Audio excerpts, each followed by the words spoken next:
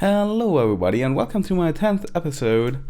I built a bit on my base. I also did some other stuff. I've got the super smelter there right now. I've got 16 furnaces and 60 blast furnaces, but I'm thinking about changing everything to furnaces because I don't have that often ores. And so it would be just normally faster for smelting smooth stone and glass and stuff. Yeah, and as you see, I extended my base back in here. Right now it's just dug out, it's not made anything as you may see, and I built a concrete maker here. This is more like the output zone, and I was thinking about well, I want the output on my base level of like my whole base.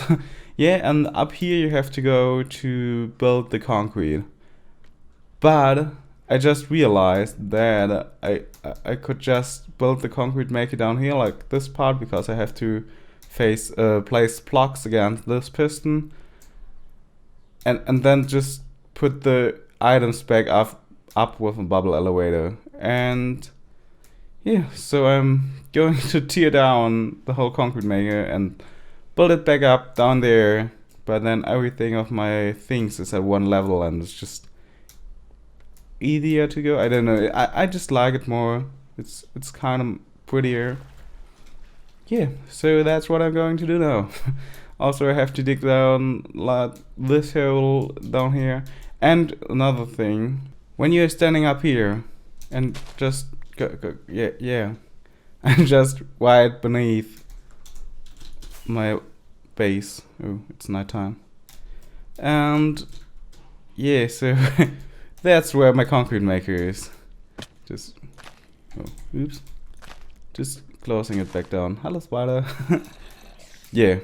And by the way, this concrete maker is made by MumboJumbo, designed in Hermitcraft Season 6, but I followed the tutorial of building it, and I will link the tutorial as always in my description. Let's get started with tearing it down and building it back down here. Yay, I finished my concrete maker, and yeah, beforehand it was up there, and now it's down here and it's completely working. I can turn it off on here. Well, actually I just only turn on the TNT and it drops down there, even though there's sometimes graphically bugs up there like on top of the obsidian, but now it's oh damn it. Okay, it's not totally proof. I just wanted a solid box, so I built this obsidian there, but there's still stone flowing up. Damn it. Okay, I have to fix that, but I will do that later. Yeah, and on top here you just place your concrete powder against this piston and then it pushes all across there, and then there it gets pushed down and explodes. Everything gets into this water flow and that's going to this bubble elevator and then here into the sorting system. That is just like 16 chests for every color of concrete because I just want it sorted. I don't want everything mixed and everywhere together and stuff. Yeah, and that's just a normal impulse sorting system. I think I already showed even on this channel how to build it. Besides that, I did some stuff that are taking some more time. I just began them in the last days and I want to show them now to you what else I'm doing. This episode is like a beginning of a lot of stuff, but nothing really get finished. Sorry for that. It's always more satisfying when you're saying at the beginning of an episode, hey, I'm gonna do this and that, and at the end it's finished, but yeah, I didn't get that. Sorry. And I will decorate this. I don't know how yet. It's all should be looking a bit like just a cave, but with also built-in like support things and still modern stuff. So maybe also I will do some kind of lines on the floor here to know where to go. And this here should be like a little hall with some more ways going out in different directions. Yes, but as I said, I figured my base out as I'm building it. So I will come back to that later. Now, going to show some stuff I also did.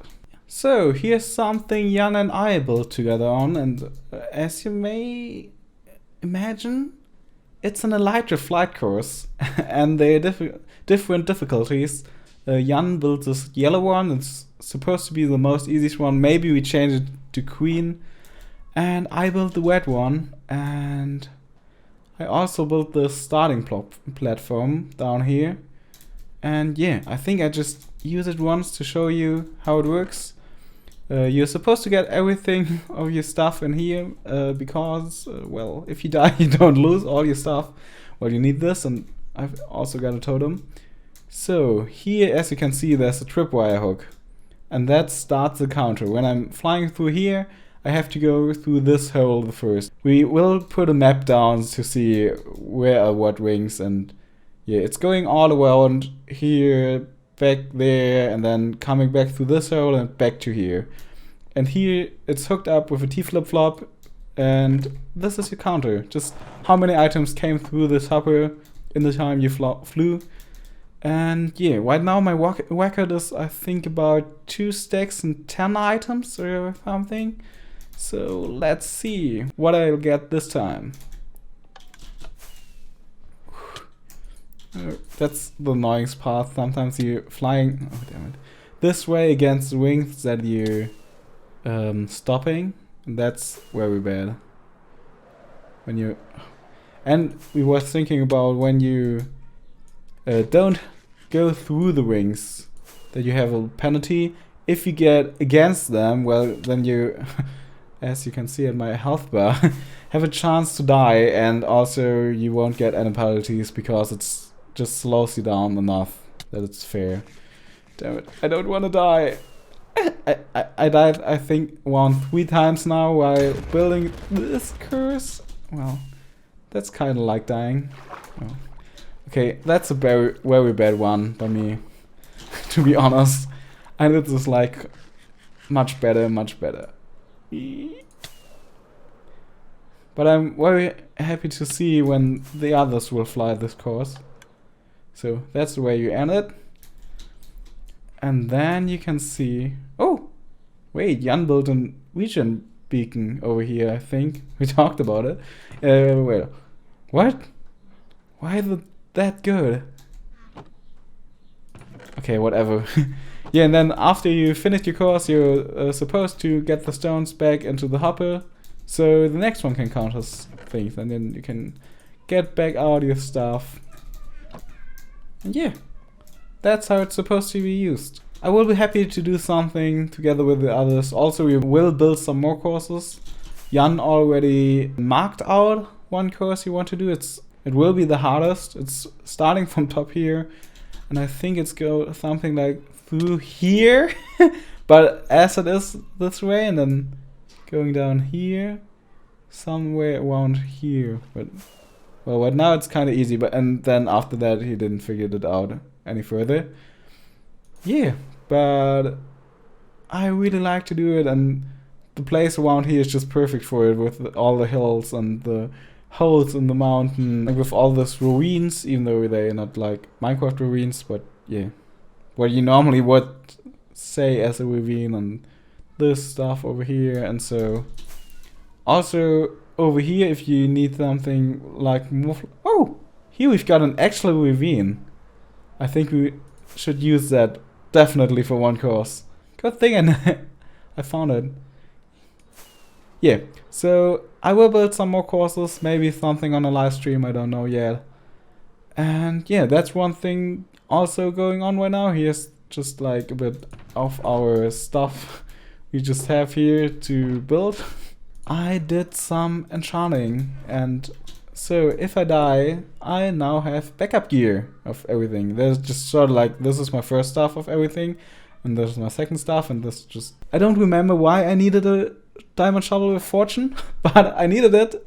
So I've got this here, and yeah, I'm using now my underpants number 2 because they have fire protection. So if I fall in the nether into the lava or something, then I'm not dying instantly. Yeah, so now one last thing I have to show you.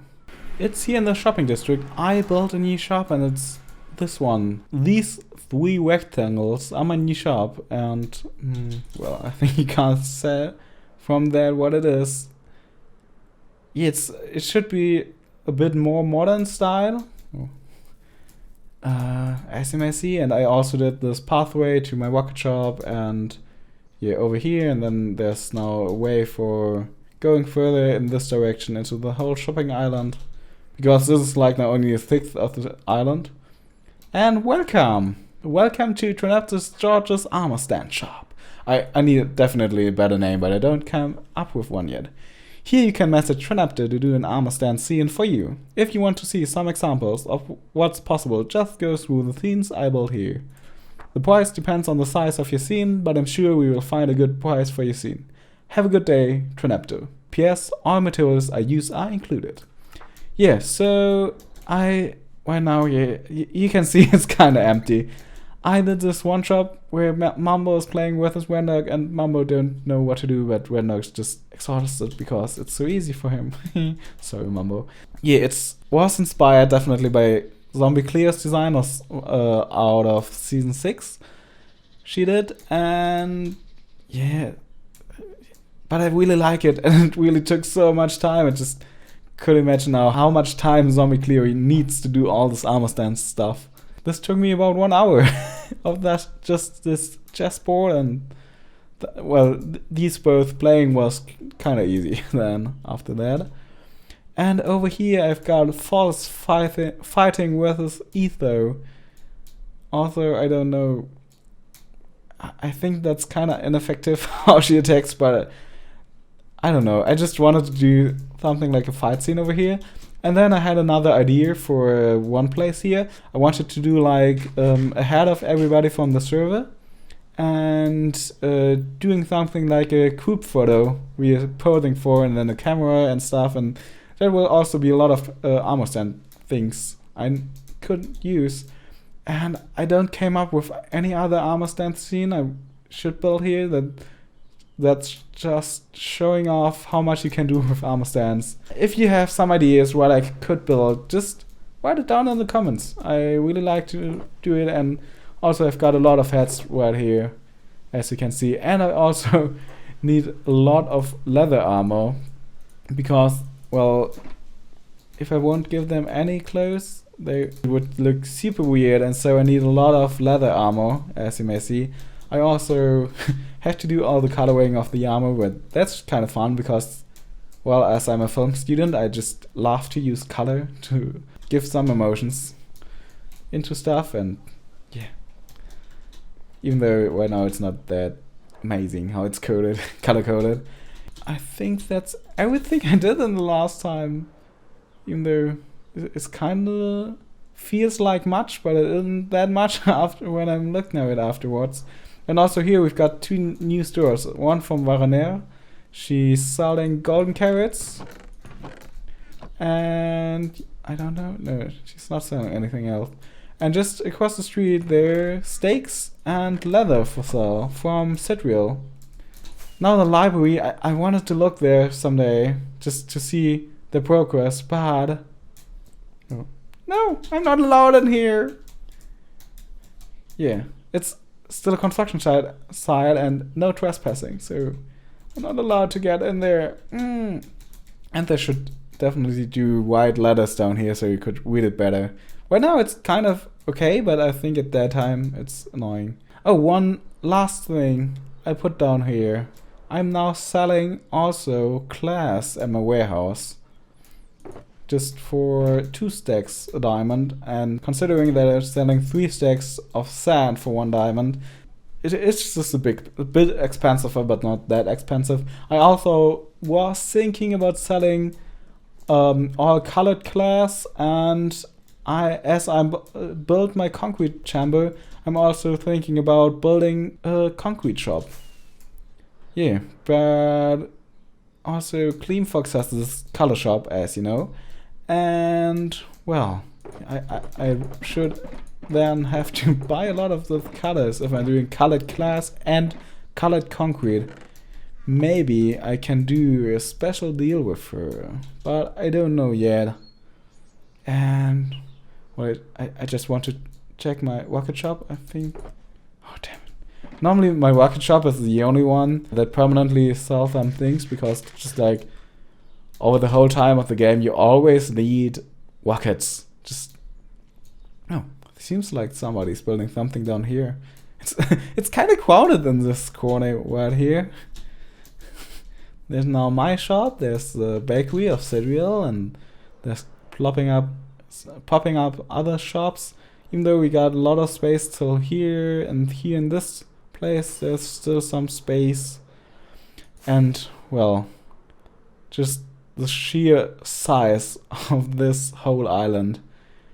I think we will build some mini games also on this island, but something like my light recurse is just a bit too big. And one thing that's kind of sneaky back here, something Jan is doing. He's building a map, as you can see, that are just one-time scaled maps, because he's also building with all the treasure map islands. So someday you will see on this map every single treasure, and it just will be a giant map of the whole, well, world, I think. I really love how it comes together now, and everything's just happening, and me getting leather. Yeah, but I think that's it for the episode of today. I hope you enjoyed it. I don't get that much leather. I'm just getting meat. I don't want that much meat. Because I don't have fire aspect on my sword, I have to smoke it all. I can't fly. So, till next time. Bye. Whee.